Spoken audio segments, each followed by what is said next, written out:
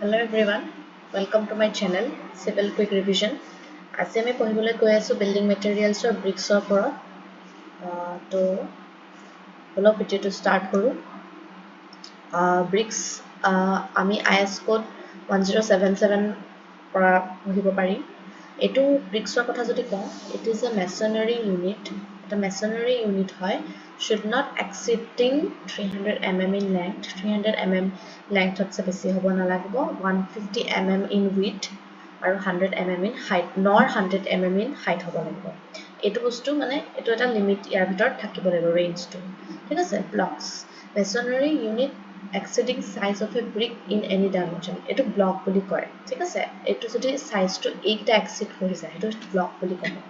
এতে আমাৰ ইনগ্ৰেডিয়েন্টছৰ কথা যদি কওঁ ব্ৰিক্সত কি ইনগ্ৰেডিয়েন্টছ থাকে ঠিক আছে ব্ৰিক্সত থাকে সিলিকা এলুমিনা আয়ৰন অক্সাইড লাইম ম্যাগনেসিয়াম ঠিক আছে ইয়াৰ পার্সেন্টেজ সিলিকা বহুত থাকে 50 to 60 এলুমিনা 20 to 30 iron oxide 5 to 6% then lime 4 to 5% then magnesium is less than 1% ঠিক আছে তো এটো বস্তু আপোনালোকে মনত ৰাখিব ইনগ্ৰেডিয়েন্টছ কেটা আৰু ইয়াৰ কিমান পাৰ্সেন্টেজ থাকে এক্সামত উঠে এলুমিনাৰ কথা যদি ক'বলৈ যাওঁ it imparts plasticity to easily mold into required shape and size এলুমিনা as a brickত আপোনাৰ যেটো ব্ৰিকত থাকে হেতু মেইনলি প্লাস্টিসিটি ইম্পাৰ্ট কৰে মানে ইজিলি যাতে আমি মোল্ড কৰিব পাৰো যিকোনো শেপ বনাব পাৰো ঠিক আছে in excess it may cause shrinkage and warping during drying যদি excess থাকে এটো shrinkage বা warping হৈ যাব পাৰে drying or time ঠিক আছে then silica 50 to 60% থাকে it prevents cracking shrinkage and warping of bricks thus impart uniform shape and size uniform shape আৰু size দিব ঠিক আছে এইকিটা বস্তু আপোনাৰ prevent কৰে silica to the bricks in excess it destroys the cohesion between the particle due to his bricks become brittle ঠিক আছে যদি বেছিকে থাকে তাহাতৰ মাজত cohesionটো কম হ'ব আৰু পাৰ্টিকলটো brittleness হ'ব জলদি ভাঙি যাব then আহিলে lime 4 to 5% থাকে it prevents shrinkage in bricks এটো shrinkage prevent কৰে ঠিক আছে in excess is causes brittle to melt বেছি হলে brittle bricks to melt কৰি যাব then oxide of iron 5 to 6% থাকে it helps in fusing of lime and silica with each other it provides reddish brown shade to the bricks ঠিক আছে then magnesium less than 1% it provides yellowish shade to the bricks it prevents shrinkage of bricks in excess lead to decay of bricks ঠিক আছে একদম মনত ৰাখিব then manufacturing of bricks manufacture কেনেকৈ কৰিম আমি এটা bricks ঠিক আছে এটো চাৰিটা ষ্টেপত মানে bricks টো হেৰি কৰিছে ধৰি লওক এটো আমাৰ এটা bricks সাইড ভিউ পৰা দেখাইছো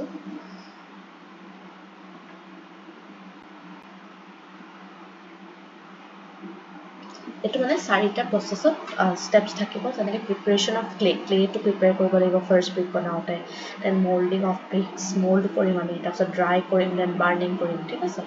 দেন আহিলে প্ৰিপাৰেচন অফ ক্লে কেনেকৈ কৰিম সিকুৱেন্সিয়েল স্টেপস থাকে তাতে ফাৰ্স্ট আমি আনসলিং কৰিম দেন ডিগিং খান্দিম ঠিক আছে প্ৰথম সয়েলখিনি আনসয়েল কৰি লম ওপৰৰ সয়েলখিনি তাৰপিছত খান্দিম যিমানটো লাগে দেন আপোনাৰ ক্লিনিং কৰিম দেন ৱেটাৰিং ভাঙিম আমি দেন ব্লেন্ড কৰিম দেন তাৰপিছত টেম্পাৰ কৰিম ঠিক আছে এইটা এটা প্ৰসেস হয় আপোনালোকে মনত ৰাখিব দেন আমাৰ নেক্সট হৈছে frogs in bricks কি হয় it helps to identify the manufacturer name থাকিব আমাৰ যেনেকৈ ব্ৰিক্সৰ ওপৰত দেখি আছে ওপৰত এনেকা অলপ ডিপকে এনেকুৱা অলপ তললে থাকে ব্ৰিক্সৰ তাতে ধৰিলো নাম থাকে XYZ বা যিকোনো ABC এটো কোম্পানীটোৰ ম্যানুফ্যাকচাৰৰ নাম থাকে আৰু হেতুৱে আপোনাৰ it act as a paint লৈ লৈছো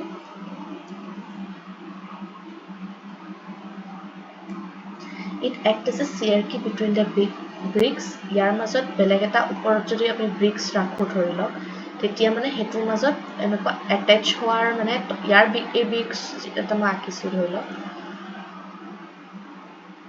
এই ব্ৰিক্স এই যেটো মই আঁকিলো সেই ব্ৰিক্সটোটো এনেকুৱা এটা থাকিব তাৰ লগতে অ্যাটাচ হোৱাৰ মানে যেটো কোহেজন আমি কম বা এডহেজন যেটো হ'ব এইটো ব্ৰিক্সৰ লগত হেতু মানে আপোনাৰ ভাল হ'ব সেইকাৰণে এইটো মানে ফ্ৰগছটো দিয়া থাকে সাইজ অফ ব্ৰিক্স যদি কওঁ সাইজ অফ ফ্ৰগ যদি কওঁ 10 × 4 × 1 এইটো সাইজ সেন্টিমিটাৰ ঠিক আছে টাইপস অফ ব্ৰিক্সৰ কথা যদি কওঁ এইটো হ'ল ধৰি লওক বুল নোজ ব্ৰিজ এইটো মানে বুলৰ নাকটোৰ নিচিনা মানে সেইটো কাৰণে বুল নোজ কৈছে ঠিক আছে এনেকুৱা ধৰণৰ one edge of a brick is rounded ঠিক আছে তাৰপিছত কাউ নোজ ব্ৰিক এইটো আমাৰ যিবিলাক গৰুটো আপোনাৰ নোজটো নিচিনা সেনেকুৱা shape two edge of the brick is rounded then channel bricks they are used in drains channel bricks বিলাক আপোনাৰ drains ত ইউজ কৰে then coping bricks they are used as a parapet যিবিলাক wall হয় সেইবিলাকত দিয়ে ঠিক আছে then hollow bricks কি হয় used for sounding and heat proofing not suitable for concentrated load areas ত আমি hollow bricks টো নিদো only for sounding and heat proofing ত হে কৰো Here compressive strength not less than 3.5 Newton per mm square ঠিক আছে water absorption should not be more than 20% so paving bricks যিবিলাক আমি ধৰি লওক ৰাস্তাত দিও যেনেকে এটা কৈছে iron content in these bricks are more than ordinary bricks making it more resistant to abrasion হোৱাৰ পৰা মানে এটা আপোনাৰ resist কৰে তাৰপিছত হ'ল sails are the best material for paving materials এইটো আপোনাৰ sails ধৰি লওক এটা আমি stonesত পাইছিলো সেইটো best material হৈ গৈছে compressive strength should not be less than 40 Newton per mm square water absorption too should not be more than 5%. So, ahile perforated bricks. Perforated bricks have cylindrical holes throughout their thickness. Holes thakibo bricks. The shorter side of the perforation shall be less than 20 mm in case of rectangular perforation or 25 mm in diameter in case of circular perforation. ঠিক আছে এটা মনত ৰাখিব এইবিলাক compressive strength should not be less than 7 Newton per mm square and water absorption should not be more than 20%. Thus, heavy duty bricks, they are also known as engineering bricks, are generally required for masonry throughout in heavy engineering works. Masonry work in heavy engineering works such as bridge structure, industrial foundation, multi-story building. Yate mane amar heavy duty bricks bila use hoy. Yate sob hoise compressive strength not less than 40 Newton per mm square. 40 Newton hoise mm square se kom hobo nalage water absorption should not be more than 10% ঠিক আছে তাৰপিছত আপোনাৰ density should not be less than 25 kilonewton per meter cubed হপাইটো ধৰি লওক KG দেখাইছে আৰু centimetre দেখাইছে তো হল class to 40 to 45 but in normal bricks class to 30 to 3.5 to 35 থাকে ঠিক আছে ইয়াৰ density normal bricks 19 to 20 kilonewton per meter cube আৰু ইয়াৰ density to এটো লিখা আছে should not be less than 25 kilonewton per meter cube before using the bricks should be suitable quality following tests should be performed ঠিক আছে bricks বিলাক use কৰাৰ আগতে bricksৰ কিছুমান suitable quality আমি চেক কৰিম আৰু কিছুমান টেষ্ট কৰিম যেনেকৈ compressive strength test water absorption test efflorescence test shape and size test ঠিক আছে compressive strength test যদি চাওঁ 6 bricks are taken for the compressive strength test যদি আমি first class brick হয় তাৰে আপোনাৰ strength should not be less than 10.5 Newton per mm square এইবিলাক examত সোধে second class brick যদি হয় should not be less than equal to 7.5 Newton per mm square আৰু third class brick 5 Newton per mm square common bricks আপোনাৰ 3.5 Newton per mm square হ'ব এইটো ঠিক আছে water absorption tester কথা যদি আহে keep the brick in water for 24 hours and check what amount of water is absorbed by the brick in comparison to dry weight to comparison of আমি যেটা wet কৰি ৰাখিম 24 hours of water কিমান মানে হি absorb কৰিলে আমি check কৰিব লাগে first class যদি brick হয় এটো should not be greater than 20% হ'ব লাগিব second class brick হলে 22% of greater হ'ব লাগিব আৰু third class brick হলে 25% of greater হ'ব লাগিব ঠিক আছে আৰু এটো হল class hall water absorption up to 12.5 যদি হয় তেতিয়া আপোনাৰ 20% হ'ব water absorption আৰু greater than যদি 12.5 হয় class 2 then water absorption to 15% হ'ব তাৰপিছত আহিলো efflorescent test. Efflorescent test কি হয়? A white, yellow or green powder dry substance occurring on the surface of the clay product and caused by the migration of soluble salts followed by precipitation. ঠিক আছে? Surface covered 10%, type to slight হ'ব 10 to 50% হলে moderate, greater than 50% হলে heavy serious হ'ব. Efflorescence test to মানে আপোনাৰ এনেকে বুজাইছে যে white, yellow বা green powder substance to মানে surface ত occur হ'ব clay product আৰু তাতে migration of soluble salts বিলাক হ'ব followed by the precipitation লগত ঠিক আছে এটা গোটেই process টো তেতিয়া নাই statement টো কথা বুজাইছে আৰু ঠিক আছে আৰু ক্লাছ যদি up to 12.5 হয় efflorescence টো moderate হ'ব আৰু যদি greater than class 12.5 হয় তেতিয়া slight হ'ব efflorescence টো তাৰপিছত আহক shape and size test. All bricks used for construction should be of same size. The shape of the brick should be purely rectangular and sharp edges. Look, etu size to kotha dekhaise. IS code or mote 364 to 392 centimeter hobo lage ba 380 centimeter hobo lage normal mane size to kotha hoise etu. ঠিক আছে তাৰপিছত আহিলে brick মেছনাৰী যদি কথা ক'বলৈ আহোঁ আমি ব্ৰিকৰ যদি চাইজটো চাওঁ ৰেক্টেংগুলাৰ এই যিটো আপোনাৰ লংগাৰ ফেচ হয় সেইটোক আমি ষ্ট্ৰেচাৰ বুলি কওঁ আৰু যিটো আপোনাৰ শ্বৰ্টাৰ ফেচ হয় সেইটো হেডাৰ বুলি কয় ঠিক আছে শ্বৰ্ট ফেচটো আৰু যিটো টপ ফেচ হয় সেইটো বেড বুলি কয় ঠিক আছে তাৰপিছত টাইপছ অফ ব্ৰিক্সৰ কথা আহক ক্ল'জাৰ ব্ৰিক্স বা আমি বেড ব্ৰিক্স বুলি কওঁ যদি টাইপছ অফ ক্ল'জাৰ ব্ৰিক্স চাওঁ তো তাতে আহিব half queen closure quarter queen closer king closer brick mid-thread closer bevel closer ঠিক আছে তাৰপিছত আহক হাফ কুইন ক্ল'জাৰত কি হয় এইটো যোনটো আমাৰ ব্ৰিক হয় তাতে brick when cut along its length যদি আমি এনেকে length wise cut কৰো into two half and the brick is termed as half closer queen brick এনেকে যদি half কাটি দিও তো এটা দেখিছে তো সেইটো half queen closer বুলি কওঁ quarter queen closer হলে কি হ'ব a brick when cut along its length into four equal half এনেকে যদি চাৰিটা টুকুৰা কৰে আমি এনেকে দেখো 1 2 3 4 এটো মানে আপোনাৰ quarter queen closer then king closer brick to কি হয় brick when cut half along length and half along width এনে সব আধা যদি half ইয়াত কাটে আৰু আধা যদি lengthত কাটে এনেকা এই পোৰশনটো আপোনাৰ king closer হ'ব then bevel closer কি হ'ব brick when cut along its length ঠিক আছে along its length এনেকে কাট কৰিব considering half width at one end and full width at another end এই bricks টো ইয়াত আধা কাটিছে আৰু next এই বস্তুটো এনেকে ইয়াতে কাটিছে মাজত নাই কাটা সব কৈছে যে when cut along its length considering half width at one end আৰু and full width at another end of the brick and full width to another end হৈছে মানে ঠিক আছে তো কোনে নকওঁ হ'ব তাৰপিছত কৈছে mid-thread closer brick a brick when cut along its width এটো অকল widthৰ along যদি কাট কৰে considering 45 to 60 degree যদি কাটিছে আৰু এংগলত কাটিছে at one end of the remaining part of the brick is called mid-thread closer brick ঠিক আছে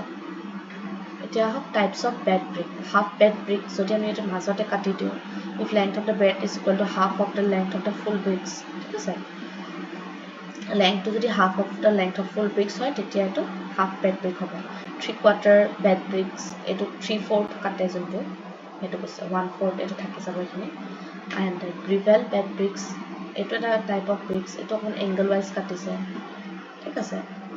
mainly আপোনাৰ king closer and queen closer bricks এইবিলাক আছে সেইবিলাক বেছিকৈ আপোনালোকক সুধিব half queen closer বা আপোনাৰ quarter king closer bricks এইবিলাক এটা কোৱেশ্চনছ কৰিলে আৰামছে ভালকে বুজি পাব এতিয়া হ'ল টাইপস অফ বন্ডিং ফাৰ্স্ট আহিলে ইংলিছ বন্ডিংত কি হয় দা arrangement of the bonding is that consisting of alternate header and stretcher placed one over the other ঠিক আছে এটাৰ পিছত এটা আপোনাৰ এটো সব এটা যদি হেডাৰ এটো এটা যদি হেডাৰ হয় এটা ষ্ট্ৰেচাৰ হ'ব এটো কৈছে alternate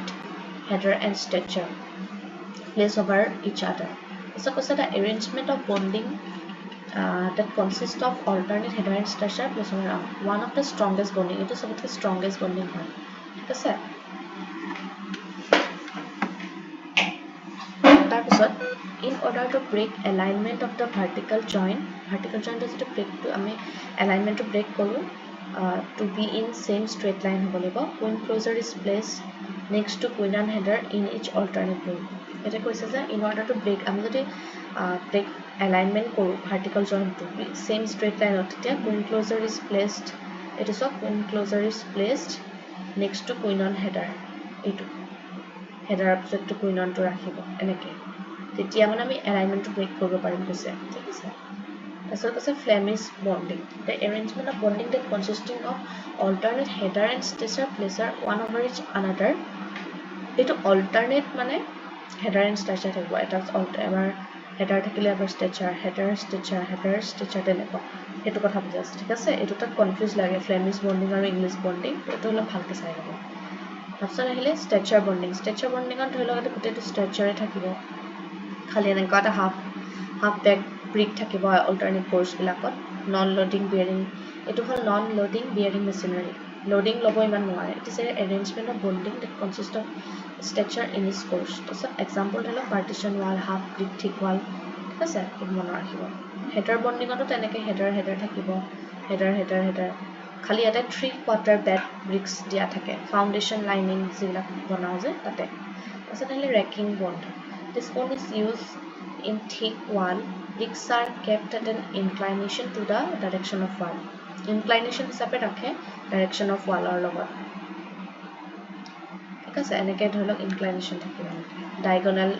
bond থাকিব এইটো diagonally herring bondত এনেকৈ থাকে আকৌ এবাৰ তলৰ সাইডটোত opposite কে থাকে ঠিক আছে তাৰপিছত আহিব zigzag bond এইবিলাক ধৰি লওক টাইপ অফ বন্ড আৰু the Dutch bond this is another modified form of English bond সুধিব পাৰে which one of the following এনেকৈ the following is a modified form of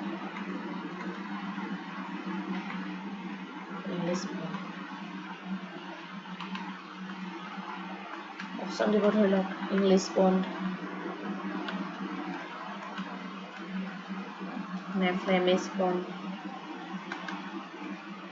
King bond